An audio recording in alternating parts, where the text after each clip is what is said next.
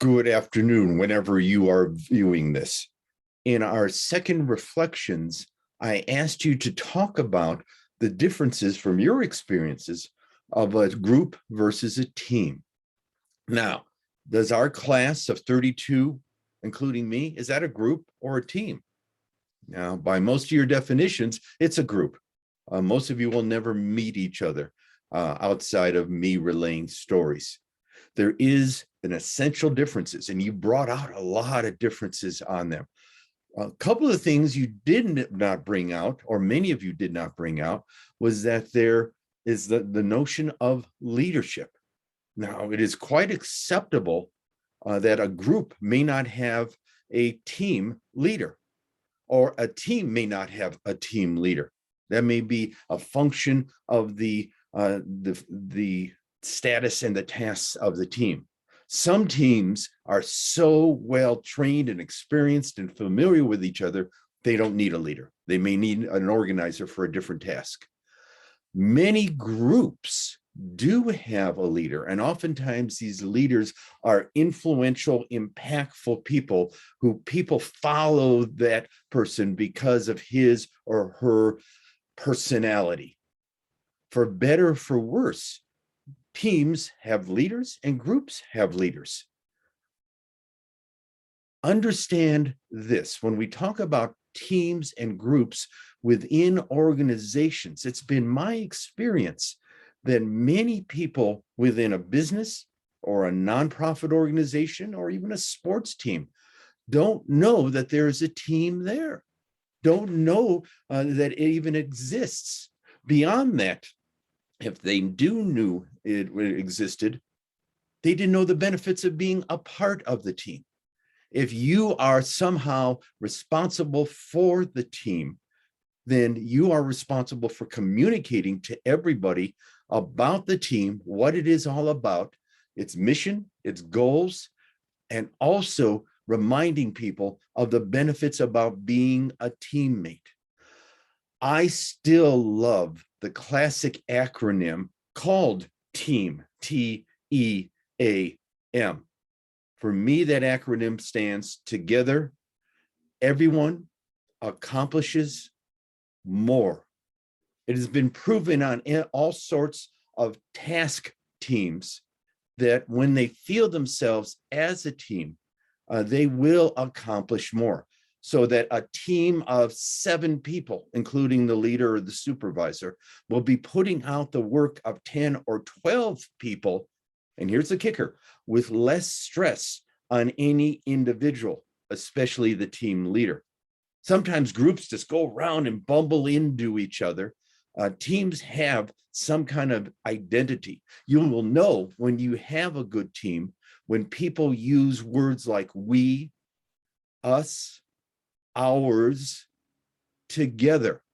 When they're saying those things, they know that there is a team identity. There's a connection beyond them. And they talk about they talk about us and together.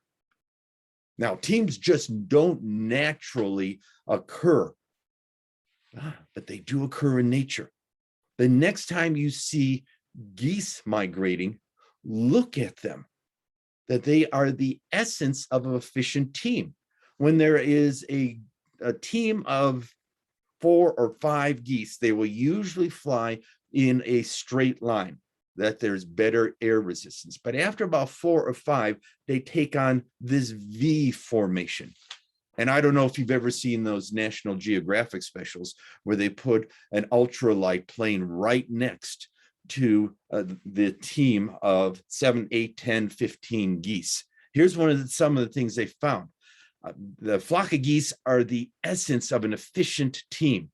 When they're in a V formation, this formation blocks out most of the air resistance so that the whole team is flying 60 to 70% more efficiently than alone.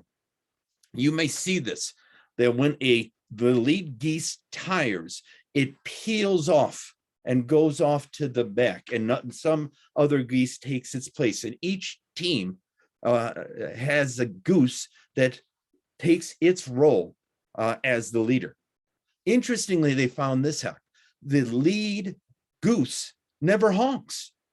All the rest of the geese are honking for encouragement. Come on, buddy, keep on going. We're following you. If a goose becomes injured or sick and has to go to the ground, 1 or 2 or 3 geese will peel off and go to attend that sick goose until it heals or until it passes away. One thing I've always noticed, and I didn't know this until recently, that when I was looking at a whole beautiful V formation of a team of geese, there will always seem to be a couple, what I called rogue geese, at different heights, at different distances from the team. And I thought, come on, get in formation, being the good Virgo that I am. And they were found out that these rogue geese were actually members of the team. They were sensing barometric pressures, wind changes due to different elevations. And if they encountered some kind of change that would benefit the team, they would swoop in and take the lead and take them onto that. We can learn from these silly geese. Just this weekend, I even came upon some research from the University of Smithkline in the United Kingdom that looked at ducks and baby ducklings, that they found out that the 2 or 3 ducklings behind mama duck would be sucked along in mama duck's wake. So it is the essence of an effective team. Teams in humans don't occur naturally. They go through developmental phases.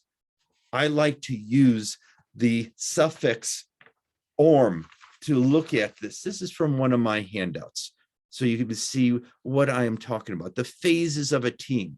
Starting down here, there is the forming phase, where teammates start to understand that there is a task, understanding that there is a purpose for what they're doing. Then there's a natural element here of storming. People jockey around for position, for leadership, for to have impact, that there is some discord in the team building process.